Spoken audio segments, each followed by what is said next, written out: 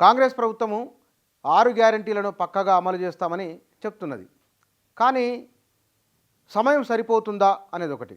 అమలు చేయడం విషయంలో అది పెద్ద కష్టమైంది ఏం కాదు. అమలు మాత్రమే కాబట్టి ఈ ఉన్న జాబితా ఆధారంగా అమలు చేసుకుంటూ ముందుకు వెళ్ళిపోవచ్చు. అయితే ఈ ప్రజాపాలన కింద వచ్చిన దరఖాస్తులను వాటి మొత్తం సమగ్రంగా సమాచారాన్ని తీసుకోవడము, అంశాల వారీగా విడగొట్టుకోవడం, దీన్ని కంప్యూటరీకరణ చేయడం ఒక అంశం.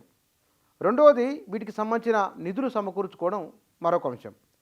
దీనికి మించి అత్యంత కీలక అంశం ఎన్నికల కోడ్, లోక్సభ ఎన్నికల కోడ్. ఫిబ్రవరి 2వ వారంలో ఎన్నికల షెడ్యూల్ రాబోతున్నదని, బహుశా వచ్చిన రోజు నుంచే కనుక కోడ్ అమల్లోకి వస్తే ప్రభుత్వం పథకాలేవి అమలు చేయడానికి వీలు లేదు అన్నప్పుడు మరి ముందుకెళ్ళడం ఎట్లా? ప్రజలకు ఇచ్చిన హామీ ఏమిటి? 100 రోజుల్లో అమలు చేస్తామని. ఇప్పటికే భారాస నాయకులు 6 గ్యారెంటీలు ఏం చేస్తారు మీరు అని ప్రశ్నిస్తున్నారు. 30 రోజులకే కాలయాపన అంటూ ఉన్నారు. ప్రజలకు కూడా ఒక అంచనా వచ్చింది. 6 గ్యారెంటీల పట్ల విపరీతమైన ఆకర్షణ వచ్చింది. ఈ ఆకర్షణను ప్రజలు తమపై పెట్టుకున్న నమ్మకాన్ని మనం కొంత తగ్గించినట్లు అవుతుందా అనే భావన, అయోమయం కూడా కాంగ్రెస్ నాయకుల్లో ఉన్నది, ప్రభుత్వంలో ఉన్నది. ఎట్లా ముందుకెళ్ళాలి దీనిపైన అనేది ఇప్పటికే ఉన్న సమాచారం ఆధారంగా ముందుకెళ్ళాలన్నా, ఉదాహరణకు పెన్షన్దారులు ఉన్నారు, 4,000 6,000 పెంచి వేస్తే సరిపోతుంది, అక్కడ ఆ 2 అమలైనట్లే. ఇప్పటికి అమలైన వాటిల్లో మహిళలకు ఉచిత బస్సు ప్రయాణము, ఆరోగ్యశ్రీ 10 లక్షలకు పెంచడం, ఈ 2 అయినాయి. ఇప్పుడు 500 రూపాయలకు సిలిండరు, తర్వాత 200 యూనిట్ల ఉచిత విద్యుత్కు సంబంధించిన అమలు, ఇందిరమ్మ ఇల్లు, ఇవి చేయాల్సి ఉన్నది. 4,000 6,000 పెన్షన్ పెంపడం ఒకటి పెంచే అంశం. రెండోది రైతులకు ఇంతకుముందు ఇస్తున్న దానికి ఇప్పుడు 5,000 అదనంగా కలిపి ఇవ్వడం అనేది.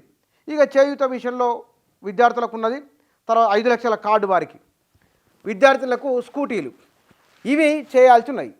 ఇందులో ఎన్నో కొన్ని స్కీమ్ల వారీగా తీసుకొని సమాచారాన్ని పట్టుకొని టకటక చేసుకుంటూ వెళ్ళిపోవడం చేయాలి. అట్లా చేయడానికైనా సరే ఇప్పుడు ప్రభుత్వం దగ్గర ఉన్నది, ఇవాళ జనవరి వచ్చి 1 వారం పైన అవుతున్నది. ఈ వారం పైన ఈ సందర్భంలో 8-9 రోజులు, ఈ మధ్యకాలంలో ఇక్కడ నుంచి లెక్కేసుకుంటే ఈ నెలలో ఒక 20 రోజులు, వచ్చే నెలలో ఒక 10-15 రోజులు, అంటే 35-40 రోజుల వ్యవధి మాత్రమే ఉన్నది. ఈ 35-40 రోజుల వ్యవధిలో 6 గ్యారెంటీలు అమలు సాధ్యమవుతుందా అనేది ఒక పెద్ద ప్రశ్న. ఒకవేళ ఇవి అమలు చేయకుంటే 100 రోజుల్లో హామీలు అమలు అన్నారు కానీ సాధ్యం కాలేకపోయిందని ఎందుకంటే భావోద్వేగాలు జనాలకు వెనువెంటనే ఒక అభిప్రాయానికి వెంటనే రావడం, ఆ తర్వాత దాన్ని ఇవి ఒక్కసారి ఒక అభిప్రాయం వచ్చిన తర్వాత సోషల్ మీడియాలో దానిపైన చర్చ జరుగుతూ ఉంటుంది. ఇక బీఆర్ఎస్ నాయకుల క్వశ్చన్లు ఎట్లా ఉండనే ఉంటాయి. ప్రజల అంచనాను తగ్గించకుండా ముందుకెళ్లాలని ఒక దాంతోనే ఉన్నారు. ముఖ్యమంత్రి కూడా దీనిపైన 6 గ్యారెంటీలపైన సమీక్ష చేస్తున్నారు. కాబట్టి ఇందిరమ్మ ఇళ్ల విషయంలో, పెన్షన్దారుల విషయంలో, ఉచిత విద్యుత్తు, తర్వాత రాయితీ సిలిండర్ల విషయంలో ఏ మార్గదర్శకాలు తీసుకోవాలి, వీలైనంత త్వరగా ఎట్లా ముందుకెళ్ళాలనే దానిపైన వరుసగా సమీక్షలు జరుగుతున్నాయి. కాబట్టి ఇది కొంత కష్టకాలమే. మరి అర్థం చేసుకోవాలని ప్రజలకు విజ్ఞప్తి చేస్తారా, లేకపోతే కనుక దీని ఒక ఛాలెంజ్గా తీసుకొని 6 గ్యారెంటీలను అమలు చేయడానికి ఈ 40 రోజుల వ్యవధిలోనే అమలు చేసి తీరుతామంటారా చూడాలి. ఇప్పటికైతే ఎన్నికల కోడ్ ఒకవైపున, నిధుల సమీకరణ మరొక వైపున, సమాచార సేకరణ ఇంకొక వైపున, దాన్ని క్రోడీకరించి అర్హులైన వారిని గుర్తించడము మరొక అంశం.